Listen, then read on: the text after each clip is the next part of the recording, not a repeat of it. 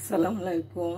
আমি আজকে আমাদের বাংলাদেশে প্রচণ্ড গরম, তার জন্য আমি রাত্রিবেলা মাংস রান্না করে রাখছি। কেননা অনেক রোদ ওঠে, দিনের বেলা চুলার পারে আসাই যায় না, এতই গরম। সাথে থাকেন। দিয়ে দিলাম মরিচ,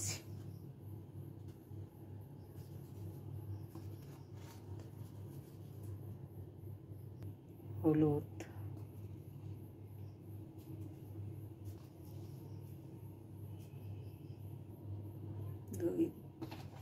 ধনিয়া, জিরা গুঁড়া। আমি আরেক চামচ গরুর মাংস আরেক চামচ মরিচের গুঁড়া দিয়ে দিলাম। গরুর মাংসতে জাল না হলে ভালো লাগে না। এখন দিয়ে দিচ্ছি আদা বাটা, 2 চামচ আদা বাটা, পরিমাণ মতো লবণ। এখন দিয়ে দিচ্ছি পেঁয়াজ আর রসুন কুচি। এখন দিয়ে দিচ্ছি পরিমাণ মতো তেল।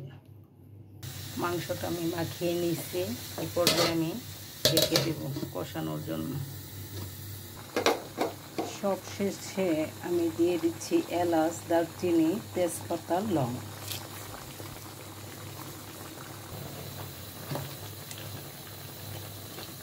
মাংসটা আমার কষানো হলে তারপর আমি ঝোল দিয়ে দিব। আমার মাংসটা হয়ে যাওয়ার পথে আমি একদম কিনে ঝোল রাখি নাই, কষা কষা করে পাশাপাশি এই চুলাতে আমি খাসির মাংস কষাচ্ছি। মাংসটা আমার কষানো হয়ে গেছে, এখন আমি ঝোল দিয়ে দেব।